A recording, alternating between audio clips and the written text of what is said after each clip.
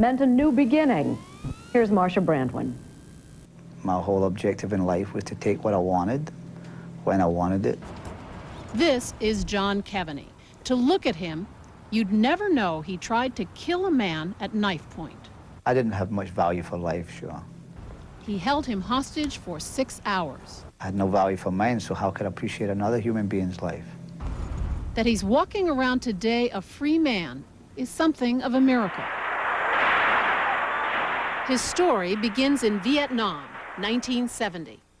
After emigrating to the United States in '68, John, idealistic, not even a citizen yet, joined the Army. He was picked for the Elite Rangers unit. John was trained to track down the enemy and destroy him. It's a skill he'd use back home years later.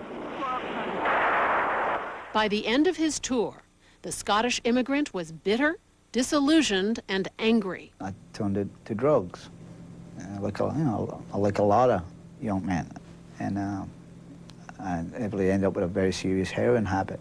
But a lot of that attitude and a lot of that addiction and anger and hate came back with the troops. Shad Meshad served in Vietnam too, as a psychology officer. Soon his life would become entangled with John's in an extraordinary way. It began while he worked as a therapist here at the VA hospital in West Los Angeles when the troops came home. Foxholed the front porch in 36 hours. I mean, there was no way to filter that out. I mean, the John Keaveneys were there, addicted, combat, loaded with everything, professional killers. And Shad would find out what it meant to have a professional killer around, because after the war, John Keaveney came to the same hospital for help. What he found disgusted him. You could smell the human waste and the odor from the front door before you went in the ward. And it was, it was atrocious. So John kept his heroin habit and used his old Army Ranger skills in new ways. Did you commit robberies? Yeah. Is that what you were doing? Yeah. What else? Burglaries, assaults with deadly weapon, attempt murder, and yeah, I was very angry.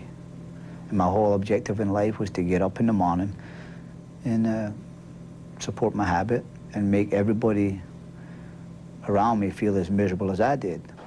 John was locked up on and off for 11 years. And when he got out, he went right back to the VA for help.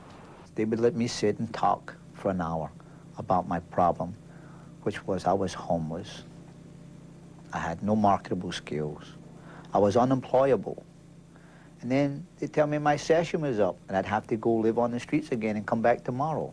And we are not leaving until our representatives meet with President Ronald Reagan. That's right. In May of 1981, John Keaveney, desperate to kick heroin, led a 6-week hunger strike against the VA. I'll never forget one of my oldest Shad cousins. helped mediate the strike's end. But promises by the government were not kept. John Keaveney, feeling enraged and betrayed, targeted Shad Meshad as the enemy. Now he wanted Shad dead. People died because the VA wasn't taking care of their needs. He was part and parcel to that. John stalked Shad here at his office. He was even arrested for it. And when he got out, John made threatening phone calls to Shad for more than a year. To protect himself, Shad moved his office to the basement of this building. LAPD was on alert for John Keaveney, but he marched down this hallway and they never saw him coming. I remember the day coming in. It was like a day in Vietnam. I'm coming down over to my old office, and I could feel something real funny, and then the odor just hit me.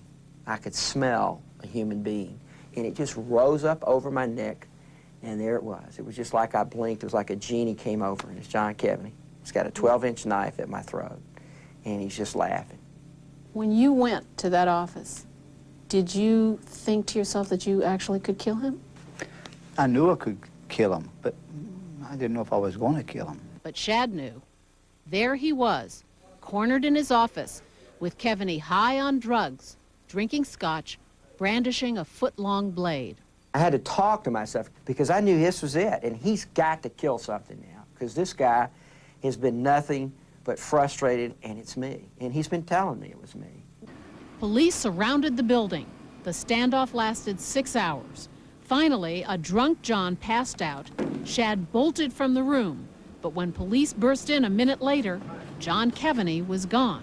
He had a jacket on the door with his officer's bars. And I took his officer's bars and the Bronze Star with me. What'd that symbolize for you? I demoted him.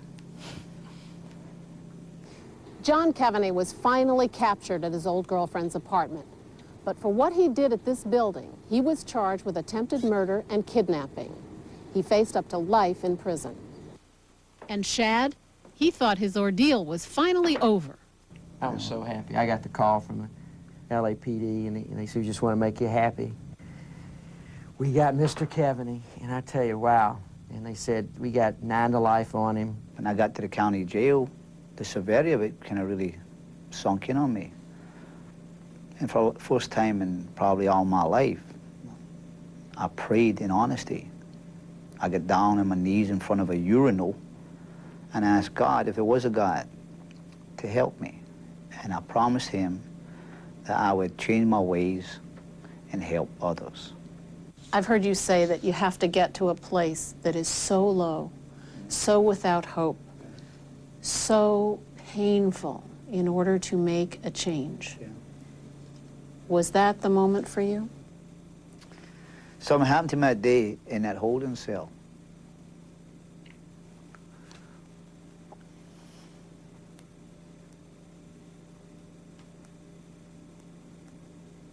John knew he had only one chance to get out of jail. He called Shad Meshad. Incredibly, thanks to the man he tried to kill just 48 hours before, John was spared from a life in prison. You did not press charges. No, I dropped those. Dropped the charges. Did that after the phone call. Because you heard something in his voice. There was something there. I can't describe it. In fact, I've never really talked about it because a lot of my associates thought I was crazy. They just couldn't believe I did it. Shad wondered if he'd done the right thing and hoped he'd never see John Keaveney again. But John took the chance Shad gave him. He got into a new VA drug program, which led to a janitor's job at the hospital. As part of his rehab, he had to make amends to people he'd hurt. First on his list, Shad Meshad. He came in and handed me this letter. John's real funny about walking in, shaking your hand, and walking away. He says, here's the letter. You said, "Dear Shad, I owe my life to you and a couple of other people, and that is the truth, so help me God. I owe you a debt of gratitude for a second chance and for being sober today. You gave out all you can with a glad, free heart, and you do all you can for others, but back will come countless stores of blessings." Oh, wow. I don't believe I'm sitting here crying about this, but Yeah. I haven't done, I mean, this, I haven't, you know, we don't talk about all of this every day. John Keaveney is still a janitor at the VA. But what about the promise he made in jail to help other people? For what we're about to receive, Lord, make us strong in our recovery. Amen. In this house, in spare time away from his janitor's job, John Keaveney now runs what is widely regarded as the most successful program for homeless vets in the country. There you go. John's anger is gone now. He's married with a 1-year-old daughter. That gets you crazy. And of the 48 men who've completed his program called New Directions, more than half are in society, doing well a year after release.